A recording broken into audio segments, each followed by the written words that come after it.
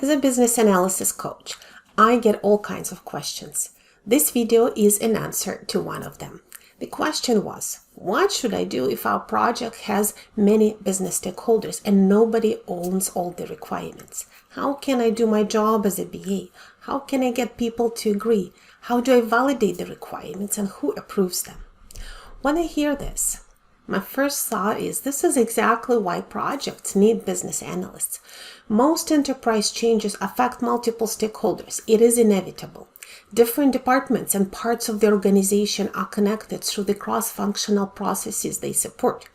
They provide each other with information or request services.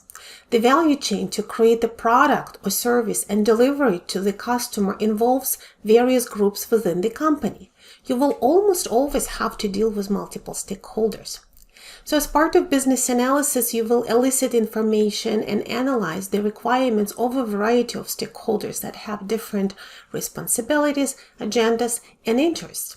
And yes, unless you're working with a product owner who completely shields you from all stakeholder communication, you will deal with multiple people, requirements, owners, and experts. And you don't need to panic. You just have to do your job. Start with understanding stakeholder roles and responsibilities. Remember, you can consult with the executive sponsor or project manager or a scrum master, and they should help you to understand that and build stakeholder relationships. Discover the area of influence of each stakeholder. What is their expertise? What processes do they manage? What do they do every day? What knowledge they can share? And what problems are they facing that are in scope of the project? This information is going to have to help you plan your business analysis activities and who do you need to involve in every activity. For example, sometimes you need to meet with cross-functional stakeholder groups, such as for a discovery meeting. Sometimes you will find smaller discussions with one or two people more productive. Then you can focus on a narrow area or a needs of one business group. The same applies to capturing, reviewing, and validating requirements or user stories. This task may be distributed among multiple experts, or you may do it as a large group. Sometimes, even if one person eventually has to provide the final approval, that person will rely on the expertise of others and trust them to do their part reviewing requirements. And their role is just then to resolve conflicts and establish priorities. It is part of your job as a business analyst to plan and orchestrate this discovery, analysis, and validation of requirements. You collect information, you compare, you cross-check, you find the gaps, find the experts who can help you investigate each gap. You may interview different groups about the same issue, together or separately. If you get conflicting information, you will need to plan further investigation, for example, using techniques such as data analysis or scenario analysis. To summarize, there is no fundamental issue with having multiple requirements owners, as long as they are able to collaborate with you, BA, leading and facilitating this process.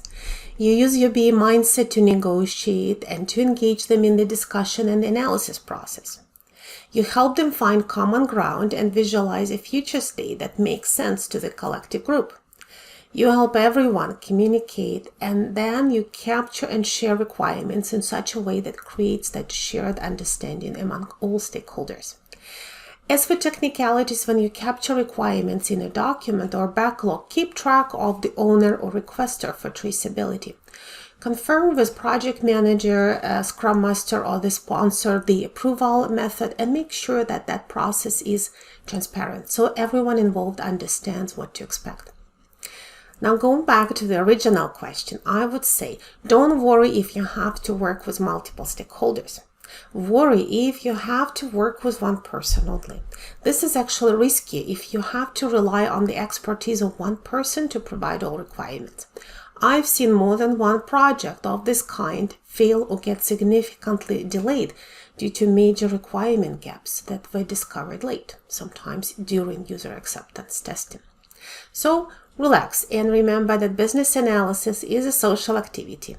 You need information from many people, and your success depends on collaboration with a variety of stakeholders. This is also the most exciting and challenging part of business analysis. If you want to learn more about BE excellence and how to develop your BE mindset, I lead a BE mindset mentorship circle on Tuesdays where we discuss everyday business analysis challenges with like-minded professionals. Get more information from the comments and see you back soon.